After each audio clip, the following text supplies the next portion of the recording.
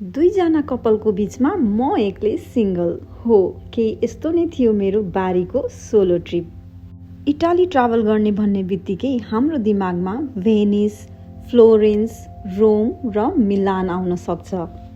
तर बारी भन्ने ठाउँ हामी मध्ये कमैले सुनेको होला, जुन त्यति फेमस त छैन तर वर्थ भिजिटिङ भने चाहिँ छ। फ्लाइट टेक अफ हुनुभन्दा अगाडि बर्लिनको एयरपोर्टमा देखिएको यो मेस्मराइजिङ सनराइज भ्यूले मलाई हिन्ट दिइसकेको थियो कि मेरो यो ट्रिप कस्तो हुनेवाला छ। सो हेर्ने हैन त, let's get into it. Hey guys, this is Upasna and you are watching Travel with Upasna. जसमा म हजुरलाई लान्छु डिफ्रेन्ट प्लेसेस र म डिफ्रेन्ट प्लेसेसको टुर गराउँछु। र आजको यो भिडियोमा म हजुरलाई लाँदैछु साउथ पार्ट अफ इटाली, जहाँ चाहिँ म छु अहिले बारीमा एन्ड जस्ट अहिले ल्यान्ड गरेको। So yeah today we are exploring Bari. Yeah I like बारी। I'm from Nepal. Thank you. होटेलमा चेक इन गरिसकेपछि म गएँ बारीको बीच र त्यहाँ गएपछि जुन मैले सनसेटको भ्यू देखेँ त्यो फिलिङ्सलाई त म वर्डमा एक्सप्लेन गर्नै सक्दिनँ।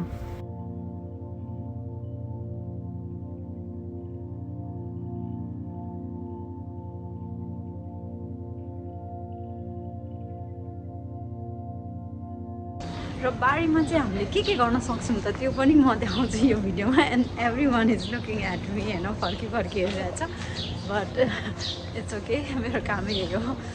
सुनेको थिएँ कि इटाली लगभग नेपाल जस्तै नै छ र आज बारीको यो गल्ली हिँड्दाखेरि मलाई त्यस्तै नै फिल भइरहेछ।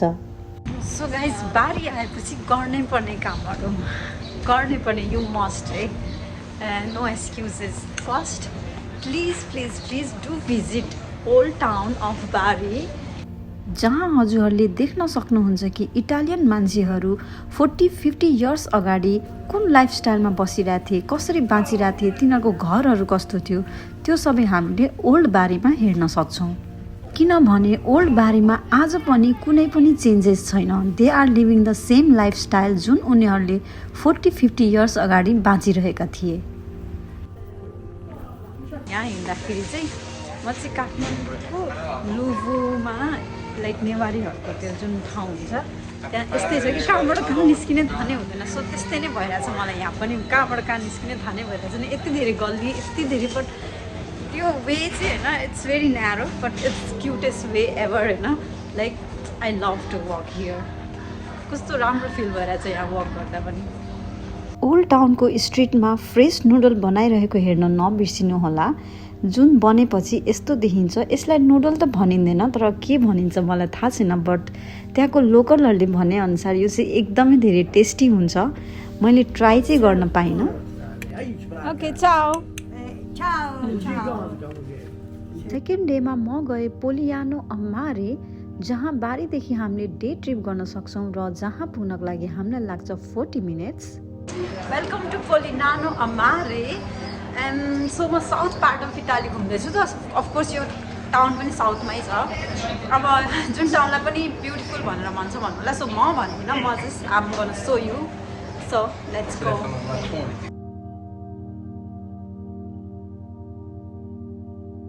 Sorry?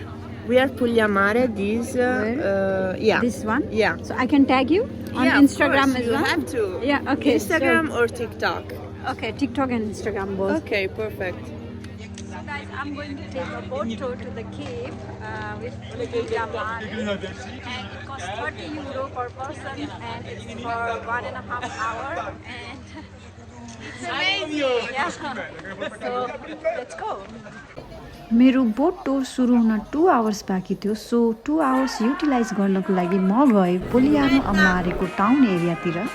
सो गाइज, जब मलाई युजली बाटो थाहा हुँदैन वे, म यतै जान्छु जता भिड गइरहेछ। सो अहिले भिड गइरहेछ यो साइडमा। So let's walk. यो बोट टुरको चार्ज हो €30 पर पर्सन र यसको ड्युरेसन चाहिँ हो 1.5 आवर, जुनभित्र हजुरले मोर देन 5 वटा केभ टुर पनि गर्न सक्नुहुन्छ।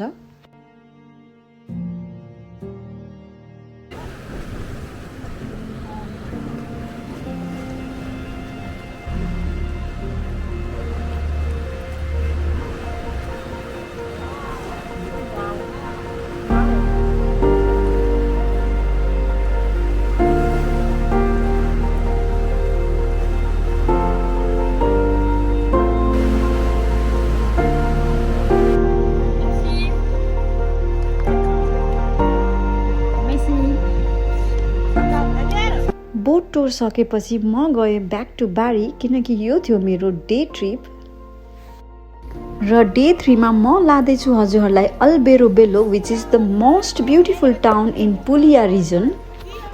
Alright guys, now we explore Albero Bello, a most beautiful village in South Italy. Let's go. बारीदेखि बस लिएर अल्बेरो बेलो पुग्न 1 आवर लाग्छ र त्यहाँसम्म जानको लागि टिकटको कस्ट चाहिँ 7 युरो हो. यहाँ जुन हजुरहरूले व्हाइट हाउसेस देखिरहनु भएको छ त्यो सबै होटेल्सहरू हो र कतिपय चाहिँ सपहरू पनि छन्.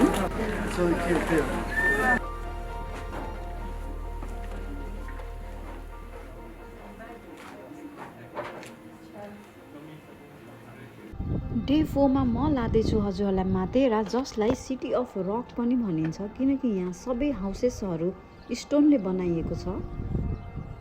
एक्चुअली मेरो प्लान थियो हिजो मातेरा घुम्ने बट हिजो चाहिँ ट्रेन नै थिएन मातेरा आउने ट्रेन बारी टु मातेरा. सो आज चाहिँ म बिहानै 6 बजे उठेर बिकज आज मैले 2टा प्लेस एक्सप्लोर गर्नुपर्ने छ एन्ड 2टा सिटी. सो या अहिले मातेरामा छु and then I'll go back to Bari because मैले बारी अस्ति राम्ररी एक्सप्लोर गरेकै छैन. सो आज म गर्नेवाला छु and then also today is my last day. So भोलि म फर्किनुपर्छ त्यही भएर I have to explore Bari and Matera at the same day. So let's explore. मातेराको चाहिँ डेको भन्दा पनि नाइटको भ्यू चाहिँ एकदमै राम्रो हुन्छ जुन मैले हेर्न पाइनँ. तर नाइटमा चाहिँ सबै हाउसेसतिर लाइट बलेपछि यहाँको भ्यू चाहिँ एकदमै मेस्मराइजिङ र अट्र्याक्टिभ हुन्छ.